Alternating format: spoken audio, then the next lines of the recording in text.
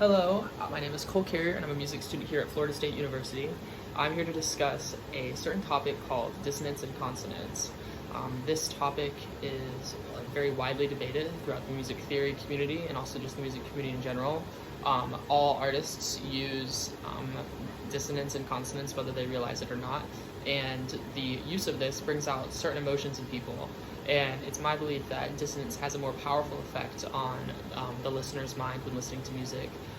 So I'm just going to show you guys what this concept is and how it's really used in context.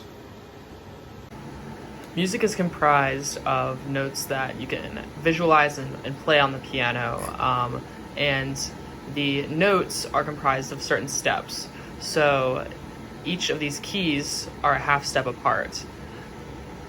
The distance between these steps is what creates this concept of dissonance and consonance. So here is the smallest interval, which is a half step. And so this creates a very dissonant sound. And then as we move up, also very, very dissonant. And so these two intervals are both agreed upon throughout the music theory community that these are very dissonant intervals. And so whenever artists use them, it creates a lot of tension, it creates a lot of kind of angst, and this is something that can draw a lot of emotions out of the listener. The next interval is a minor third. And so this minor third is comprised of 3 half steps. So basically like a whole step and a half apart. And so this is kind of sad sounding, but it's also consonant. You don't hear that tension, those waves. And so the sound is very stable. It doesn't create a lot of tension. It still is not quite as consonant as some other intervals, like the major third, for instance. This is even wider apart. And so it appears as though as we keep going up,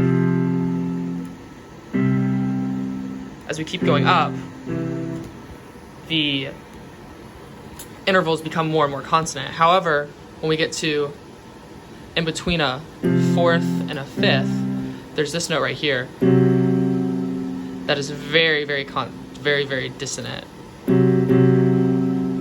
And so this dissonance creates tension,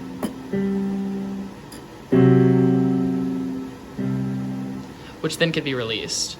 And so whenever you have this all in context, like in a chord, and you have this, it creates this tension and then release that gives the reader or the listener emotion, like an emotional sort of response.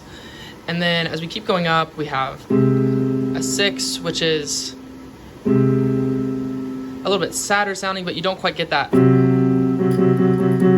tension.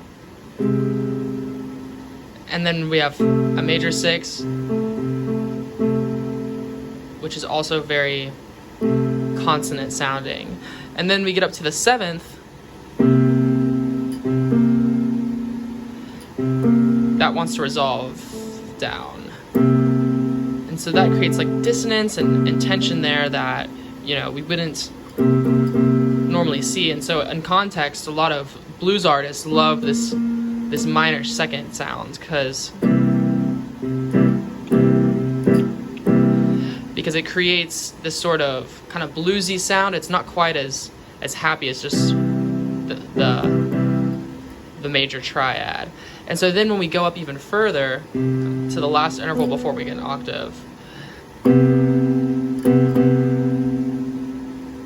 it's also quite dissonant. And so in music theory, we actually call this a leading tone because it wants to resolve up. And so that tension really pushes music forward. And so yeah, that's pretty much it. Those are the intervals that we use in music theory. In context, in these chords, you